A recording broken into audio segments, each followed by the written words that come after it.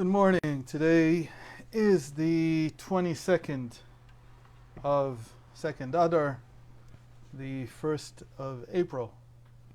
We're going to be looking at the second reading of Shemini, and at the very last, I believe it's the very last verse of this reading, Moses and Aaron went inside the tent of meeting. When they came out, they blessed the people, and the presence of Havaya, presence of God, appeared to all the people. This is Leviticus 9:23. In the second reading, we're reading about the final actions prescribed by God for the 8th day of inauguration of the tabernacle and the ordination of the priests. And at the end of it all, the purpose is achieved. Because we read in 9:23, and the glory of God appeared to all the people. We said we'd be talking about this probably most of the week, because this is really the central event of the whole purpose of building a tabernacle, that the Shekhinah is revealed, Kvod Hashem. The Shekhinah is usually, in Kabbalah, it's associated with the sphere of kingdom. And kingdom, one of its synonyms is Kavod, glory, is the way it's usually translated in English. In Hebrew, a lot of times it's just Kvod Hashem, like the splendor of Hashem or something like that, but glory is fine. So it appeared. But still there's a gap. And there's a gap between the completion of a task and fulfilling its purpose. Meaning, not everything goes smoothly. They fulfilled everything before this happened. They had built the tabernacle, they put it together, they had brought all the sacrifices, done everything, and yet the Shekhinah did not appear. And this is a very big deal throughout. It's almost like a motif that keeps repeating throughout the Bible. The people do everything that's needed, and then nothing happens. The first one to really suffer from this was Cain. Cain brought his offering to God. According to the sages, it was flax seeds. And yet he brought flax, and Abel brought wool. And Abel's offering was accepted, and Cain's wasn't. And right away, God says to him, this is one of the most famous lines in the Torah, that there's anger in the heart. There's a dissatisfaction with things not working out, and that's when you're tested. The test is not even so much with the work that you do. The test is because everybody's willing to work. Almost everybody understands the concept that in order to succeed, I have to invest. But where the test really comes is, what do I do with the end? What do I do with the result of the investment that I put in? What if the result is not what I was looking for?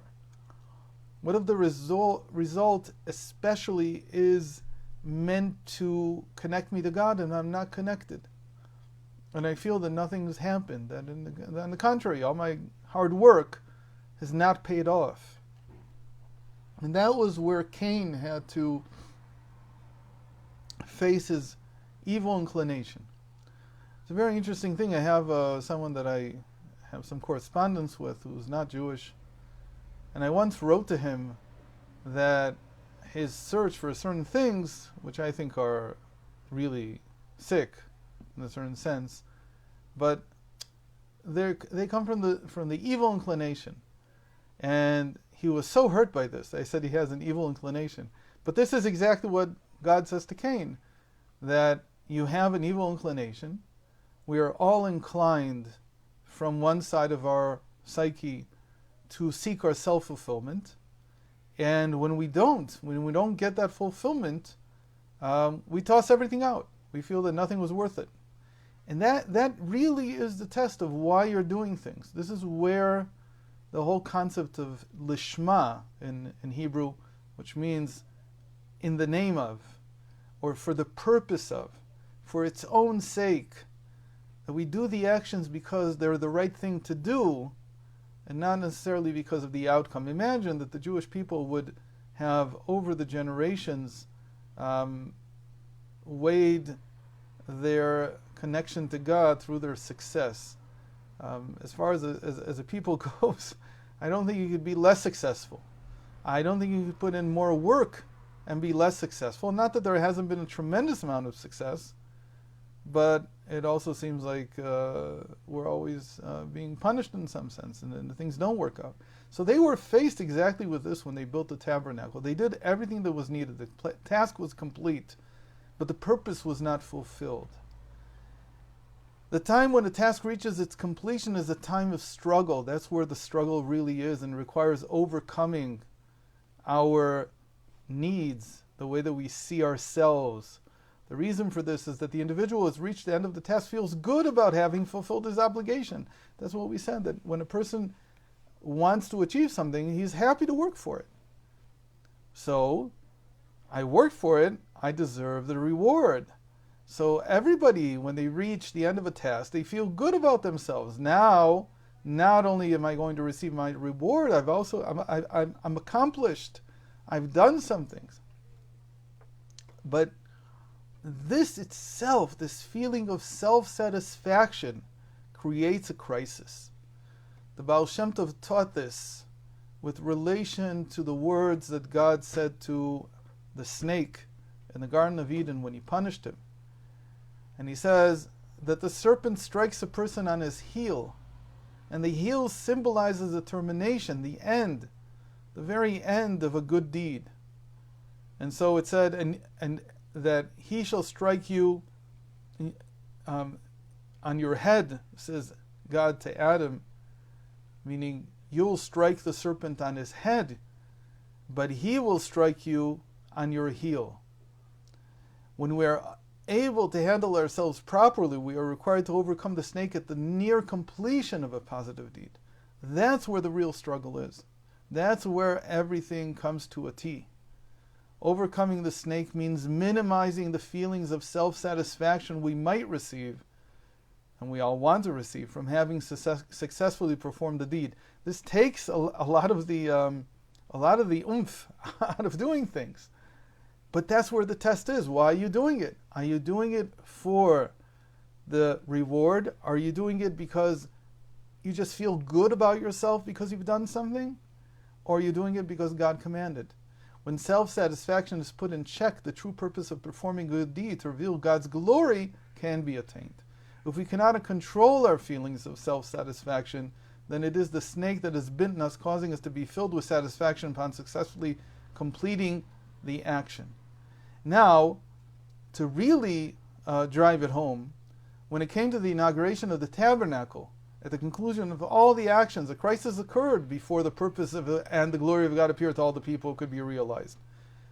When Aaron saw that all the offerings had been made, all the actions had been completed, yet the Shekhinah, the divine presence, had not descended upon Israel, he was distressed and said, I know that the Holy Blessed One is angry with me, and because of me the Shekhinah has not descended upon Israel. That's what the sages say that he said. He blames himself because it's my shortcomings, because God is still angry with me over the golden calf. He said to Moses, Moses, my brother, is this what you have done to me, that I entered and was ashamed? He says to Moses, it must be that this was all a mistake, because I entered into the tabernacle, I did what I was supposed to do, and now I'm ashamed. Immediately Moses entered with them. They prayed for God's mercy, and the Shekhinah descended upon Israel. As the bridal escort, Aaron's feelings reflected the sentiment of the entire people before the events of that day, the 8th day.